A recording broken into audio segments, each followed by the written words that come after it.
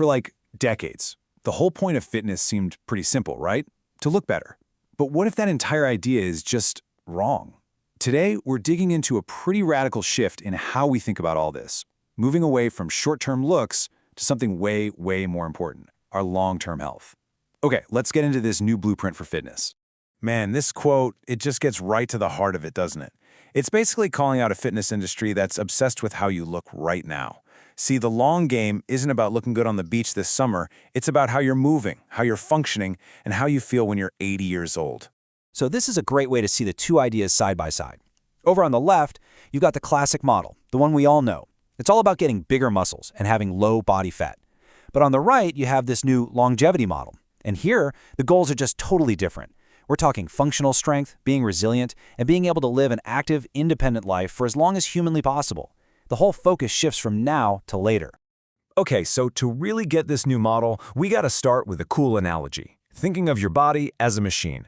So let's begin with the frame, or what the source material calls your body's chassis. This is all about your structural integrity. So what are we actually trying to build here? It all comes down to this idea of functional strength. And listen, this isn't just about lifting the heaviest thing you can find. No, it's about your body's ability to move through the real world. Twisting, bending, lifting, pushing, all with stability and control.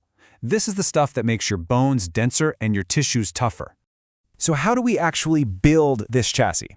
Well, it all comes down to these big, foundational, multi-joint movements. You see exercises like squats, deadlifts, and overhead presses. These aren't just for powerlifters, not at all. They're actually fundamental human movements that build a super robust, integrated structure from your head to your toes. And this is the real kicker, the so what of all this. Why should we care so much about having a strong chassis? Well, because it's our single greatest defense against becoming frail. I mean, clinically speaking, fall-related injuries for older folks are often the trigger for a super rapid decline in health.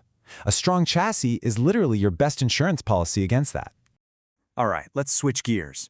If our skeleton and muscles are the chassis, then what's actually powering the machine, right? We gotta zoom in from the big picture structure down to the tiny micro level into what the source calls the cellular engine room. So how do we give our cellular engines a tune-up? Turns out it's a two-punch combo. First, you need consistent Zone 2 endurance work. That's just steady cardio where you could still hold a conversation. Then, second, you combine that with the functional strength training we were just talking about. It's the synergy, the teamwork between those two that creates these incredibly powerful results deep inside your cells.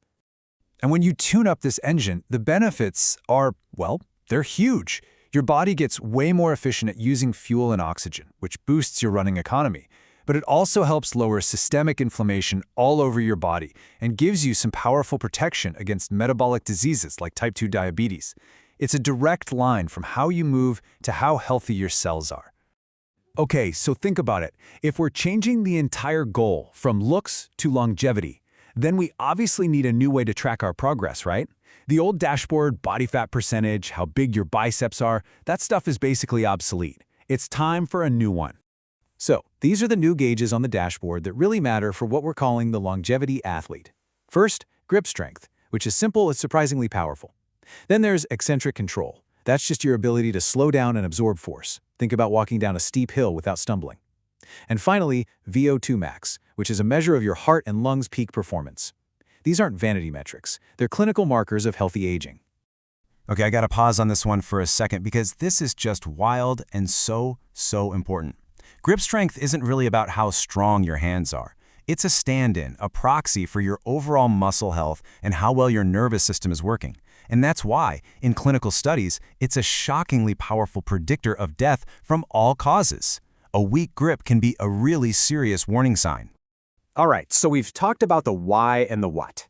Now let's put it all together into a clear, actionable plan. Let's get down to the brass tacks. Think of this as the doctor's prescription for your long-term health insurance. First up, the cardio side of things. The magic number you want to burn into your brain is 150. That's 150 minutes of moderate Zone 2 style aerobic activity spread out through the week. That could be a brisk walk, a light jog, hopping on a bike, really whatever gets your heart rate up and keeps it there for a bit.